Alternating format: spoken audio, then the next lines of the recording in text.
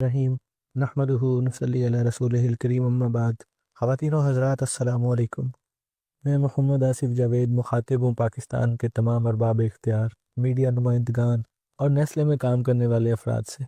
میں مجبوراً یہ ویڈیو پیغام ریکارڈ کر رہا ہوں کیونکہ میرے حالات اس نہج تک پہنچ چکے ہیں کہ اب میرے پاس کوئی اور راستہ نہیں بچا۔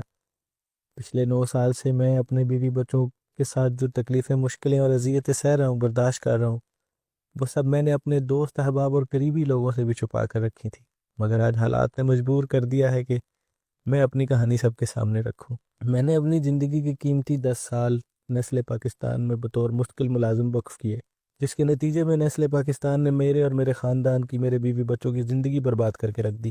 11 جولائی 2016 کو نیسلے پاکستان نے مجھے ایک بے بنیاد شو کاز کے ذریعے ایک غیر قانونی اور نامکمل انکوائری میں ایکس پارٹی کرتے ہوئے نوکری سے برطرف کر دیا۔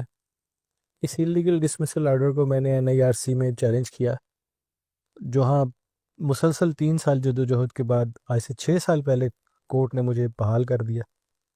ٹرائل کورٹ NIRC نے مجھے نوکری پر بحال کرتے ہوئے 30 دن میں جاب پہ بحال کرنے کا آرڈر دیا اور ان کے ڈسمسل آرڈر کو انلیگل، ہارش اور انجسٹیفائڈ قرار دیا۔ اس کے باوجود انہوں نے آرڈر پر عمل درآمد نہ کیا اور فل بینچ NIRC میں اپیل دائر کر دی۔ اپیل میں سٹے نہیں ملا، اسی دوران ہائی کورٹ چلے گئے۔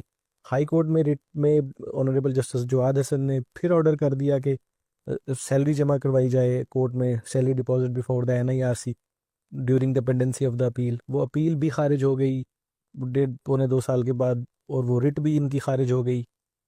اس کے باوجود پھر بھی انہوں نے ایک اور اسٹریٹجی اپنائی۔ اب وہ ٹرائل کورٹ کا جو ری انسٹیٹمنٹ کا آرڈر تھا اور فل بینچ کا جو آرڈر تھا 3 رکنی بینچ کا، اس کو پھر انہوں نے ہائی کورٹ میں ایک ریٹ کے ذریعے چیلنج کر دیا، جو ابھی تک سٹل وہاں پہ ہائی کورٹ میں پینڈنگ پڑی، اور وہاں پہ اب مسلسل تخیری حربوں سے کام لے رہے ہیں کیونکہ انہیں پتہ ہے کہ وہ ریٹ میں تو کچھ نہیں نکلنا۔ انصاف کے اس سفر میں میں سب کچھ ہار چکا ہوں، اپنا گھر بیچ دیا، گاڑی بیچ دی، 9 سال میں 50 سے 60 لاکھ روپے کیسوں پر لگا دیے، مگر آج حال یہ ہے کہ میرے پاس گھر کے راشن کے پیسے نہیں ہیں، میرے پاس کرایہ دینے کے لیے کچھ نہیں ہے، میرے بچے 9 سال سے اسکول نہیں جا رہے، ان کا کیا قصور ہے؟ میرے 6 معصوم بچوں کے بنیادی حقوق سے محروم ان کو کر دیا گیا۔ میرے 6 بچے جو بنیادی تعلیم، بنیادی صحت کے حقوق سے محروم ہیں، جو ہر بچے کا حق ہوتا ہے۔ یہ کون سا انصاف ہے؟ یہ سب جانتے ہیں یہ نیسلے والے کہ یہ کیس جیت نہیں سکتے، بس مجھے عدالتوں میں گھسیٹ رہے ہیں تاکہ میں تھک کے ہار مان لوں اور یہ اپنی طاقت کے نشے میں مجھے اور ذلیل کرتے رہیں۔ میں گزشتہ 9 سال سے انصاف کے لیے قانونی جنگ لڑ رہا ہوں۔ آج میرے پاس نہ وسائل بچے ہیں اور نہ امید۔ میری امید صرف اللہ رب العزت کی ذات پر ہے، وہ جو سب سے بڑا منصف ہے، جو حقدار کو اس کا حق دلانے والا اور ظالم کے ظلم کو مٹانے والا ہے۔ یہ پیغام میں اسی لیے ریکارڈ کروا رہا ہوں تاکہ میرے بعد میرا سچ دفن نہ ہو، میرا حق چھٹلایا نہ جا سکے۔ تو یہ میرا آخری فرض ہے کہ میں اپنی سچائی خود آپ تک پہنچاؤں تاکہ کل کو یہ نہ کہہ سکے کہ میں خاموش کیوں رہا، کہ میرے پاس کوئی اور راستہ تھا، میں نے اسے استعمال کیوں نہ کیا، میں نے اپنے حق کے لیے لڑنے کی کوشش کیوں نہ کی۔ براہ کرم میری پوری بات سن لیجیے گا۔ میرا مقصد یہ ہے کہ جب تک میرا وجود اس ظالم نظام کے بوجھ اٹھانے کے قابل ہے، جب تک میری سانسیں اس بے انصاف نظام کے بوجھ تلے دبنے سے پہلے چل رہی ہیں، جب تک میری زبان خاموشی کے اندھیروں میں دفن ہونے سے پہلے کچھ کہہ سکتی ہے، میں اپنی بات آپ تک، دنیا تک پہنچا دوں، کیونکہ شاید وہ وقت زیادہ دور نہیں ہے جب میں بھی ان مظلوموں کی فہرست میں شامل ہو جاؤں جو بولنا چاہتے تھے مگر بول نہ سکے۔ کیا آپ نے کبھی ایک زندہ انسان کو روز مرتے دیکھا ہے؟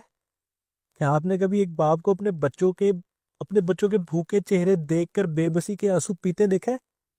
اگر میں مر گیا، میرے بچوں کا کیا ہوگا؟ میرے بعد کون ان معصوموں کو سنبھالے گا؟ کیا آپ دیکھ سکیں گے کہ ایک باپ کی لاش کے پاس اس کے بھوکے بچے بیٹھے رو رہے ہیں؟ کیا آپ نے کبھی کسی کو اپنی محنت، اپنی عزت، اپنے سال، اپنی عمر، اپنی زندگی گواتے دیکھا ہے؟ میں 9 سال سے اپنا حق مانگ رہا ہوں، مگر ہر روز مجھے ذلیل کیا جاتا ہے۔ میری آواز کو دبانے کی ہر ممکن کوشش کی گئی ہے۔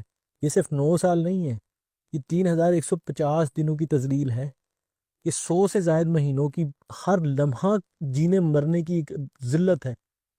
میرا روزگار نیسلے نے چھین لیا، عدالتوں نے میرا صبر توڑ دیا، ظالم نظام نے میرا سب کچھ رون ڈالا۔ ہائی کورٹ میں میرا کیس کئی سالوں سے التوا کا شکار ہے. ہر تاریخ نئی امید کو مٹی میں دفن کر دیتی ہے.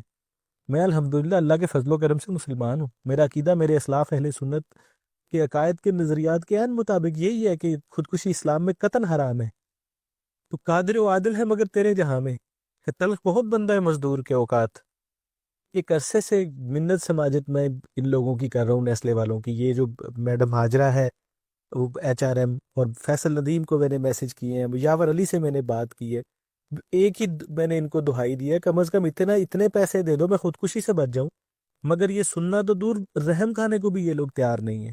ان کی اپنے کوئی معاملات ہیں، لیکن یہ میرا حق دینے کی بجائے عدالتوں میں لاکھوں روپے خرچ کر کے مجھے ذلیل کرنے میں لگے ہوئے ہیں. میں نے ان لوگوں سے پوچھا کہ اب خدا نخواستہ میں کل کو مر جاتا ہوں تو پھر بھی تم کروڑوں روپیہ میڈیا مینجمنٹ پر خرچ کر دو گے، اب بھی تم لاکھوں روپیہ رشوتوں میں تم دے رہے ہو کیس کو التوا کرنے کے لیے، مگر تم مجھے میرا حق دینے کے لیے کیوں تیار نہیں ہو؟ میرے بچوں کے پاس کھانے کو کچھ نہیں ہے، مجھے گھر کا کرایہ دینے کے لیے میرے پاس پیسے نہیں ہیں. میں اتنی بس مجھے صرف ذلیل کرنے پہ تلے ہوئے ہیں عدالتوں میں، اور وہاں پیسہ خرچ کر رہے ہیں. وہاں وہ ایک وہ بریڈر ہے، وہ ان کے ساتھ ملا ہوا ہے، وہ ان کو ان کی مرضی کی ڈیٹیں دیتا ہے، اور ہر مہینے ایک نئی ڈیٹ. کبھی وہ ایسی ڈیٹ دیتا ہے جس ڈیٹ میں عدالت ہو ہی نہ وہاں پہ، اور وہ 4-5 سال سے وہ اسی تماشے میں لگا ہوا. اور یہ کورٹ، میں نے کئی دفعہ کیس وہاں سے ٹرانسفر کروانے کی کوشش کی لیکن انہوں نے نہیں ہونے دیا. واپس اسی کورٹ میں لے جاتے کیونکہ انہیں پتہ وہاں سے ہمیں ریلیف ملتا ہے، وہاں ہم ڈیلے کر سکتے ہیں. فیصلہ نہیں ہونے دے رہے، نہ فیصلہ ہونے دے رہے ہیں، نہ ہی وہ کیس کو کسی اور جج کے پاس جانے دے رہے ہیں. اچھا، پھر اس عدالت میں بھی دھوکے سے کام چلایا ہوا ہے. مطلب جو رٹ دائر کی ہے ان لوگوں نے، وہ محسن عباس کے کیس کے فیکٹس لکھ کر کہ وہ سیورل اس کو اپرچونٹیز دی تھی انکوائری میں، اس کو نوٹسز دیے تھے، اس نے کراس ایگزامن کیا وٹنس کو، وہ محسن عباس کی وہ پوری سٹوری اس میں ڈال کر رٹ دائر کی ہوئی ہے. اور مطلب میرے کیس کے وہ فیکٹس ہی نہیں ہیں، اس کے باوجود وہ کیس چلے گا. وہ سنے گا کوئی تو وہ پتہ چلے گا کس کے کیا فیکٹس ہیں. اس عدالت کو بھی مطلب انہیں دھوکے میں رکھا ہوا ہے. اللہ کا واسطہ بھائی، میری زندگی ہے، مجھ پر رحم کریں، میرے بچوں پر رحم کریں، میرا حق دلوانے میں آپ لوگ میری مدد کریں. اگر خدا نہ خواستہ مجھے کوئی اور راستہ چننا پڑا، مجھے کوئی آخری قدم اٹھانا پڑا، میری آپ سے التجا ہے کہ میرے بچوں کو میرا حق ضرور دلوائیے گا. میرا حق تھا، میری زندگی کی کمائی ہے یہ، مجھے انصاف، اللہ رب العزت سے امید ہے مجھے انصاف ملے گا. میں نے اپنا پورا کیس تمام ڈیٹیل کے ساتھ Nestle labour rights violation website پر اپلوڈ کر دیا. خدا را ایک دفعہ ضرور دیکھیے گا کہ میرا جرم کیا تھا. شوکاز نوٹس میں اس کے سوا کہ میں نے ایک فیکٹ فائنڈنگ کمیٹی میں شمولیت اختیار کی، اس کے علاوہ مجھ پر کوئی الزام نہیں ہے، سرے سے کوئی الزام ہی نہیں ہے میرے اوپر. اس کمیٹی میں بھی صرف شامل ہونا میرا جرم ہے، یا کسی کمیٹی میں، حکومتی سطح پر بنی کسی کمیٹی میں شامل ہونا اتنا بڑا جرم ہو سکتا ہے جس کی اتنی بڑی سزا کسی کو دی جائے؟ بس اسی بات کے ساتھ اجازت چاہوں گا. آپ سے درخواست ہے کہ میرے لیے دعائیں کیجیے، میری مدد کیجیے. اللہ پاک ہم سب کا خاتمہ ایمان پر کرے. السلام.